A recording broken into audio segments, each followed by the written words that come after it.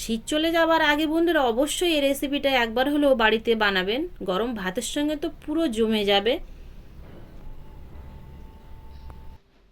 নমস্কার বন্ধুরা, সুপ্রিয়া কিচেনে আবার আপনাদের সবাইকে স্বাগত জানাই। বন্ধুরা, আজকে রুই মাছ দিয়ে এমন একটা রেসিপি আপনাদের সাথে শেয়ার করব।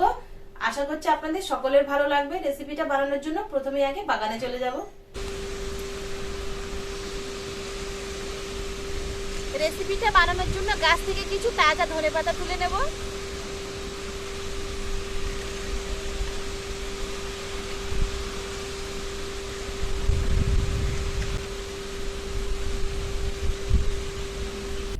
এখানে রুই মাছের 4টে পিস ধুয়ে পরিষ্কার করে নিয়েছি।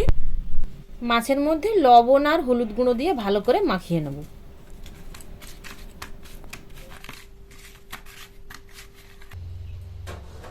মাছ ভাজার জন্য গরম কড়াই সরষের তেল দিয়ে দেব। গরম তেলে মাছ দিয়ে দেব।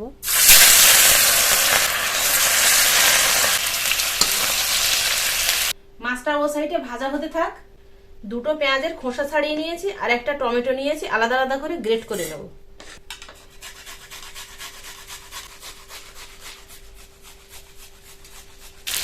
মাছের একটা পিঠ হয়ে গেলে আর একটা পিঠ উল্টে দেবো ভাজার জন্য।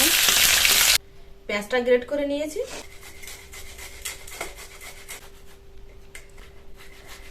দেখুন বন্ধুরা, টমেটোটা গ্রেট করে নিয়েছি, খোসাটা কিন্তু পড়ে আছে আর শাঁসগুলো দেখুন বেরিয়ে গেল। মাছগুলো এপিট ওপিট করে এরকম সুন্দর লাল করে ভেজে নিয়েছি, তুলে নেব।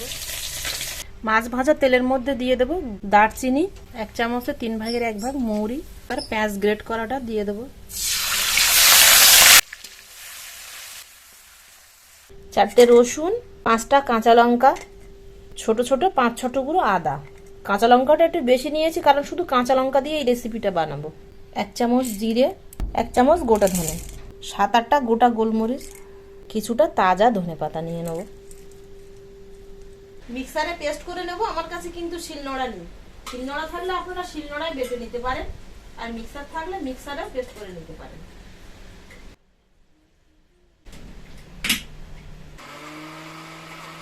এর মধ্যে 5টা কাজু বাদাম দিয়ে একেবারে পেস্ট করে নেব।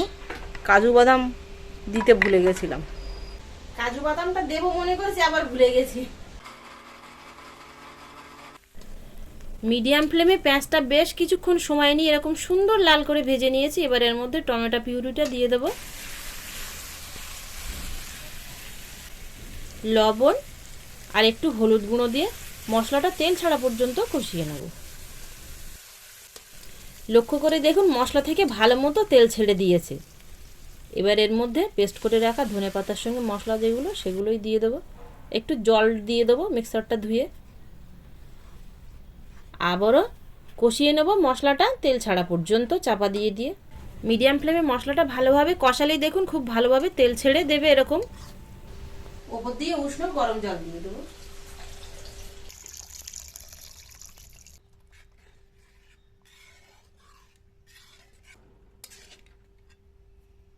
ঝোলটা হালকা ফুটে উঠলে এর মধ্যে ভেজে রাখা মাছগুলো দিয়ে একটু নেড়ে চেড়ে ঢাকনা চাপা দিয়ে 5-6 মিনিট রান্না করে নেব। 5-6 মিনিট পরেই কিন্তু দেখুন ঝোলটা বেশ এরকম গাঢ় গাঢ় হয়ে গেছে, আর মাছগুলো কিন্তু ঠিক সেরকমই আছে। ঝোলটা এর থেকে আর কমাবো না, তাহলে ঠান্ডা হয়ে গেলে গাঢ় হয়ে যাবে। বাড়িতেই বানিয়ে রাখা ওপর দিয়ে গরম মশলার গুঁড়ো দিয়ে দেবো। একটু নেড়ে চেড়ে এবার নামিয়ে নেব। রান্নাটা হয়ে গেছে।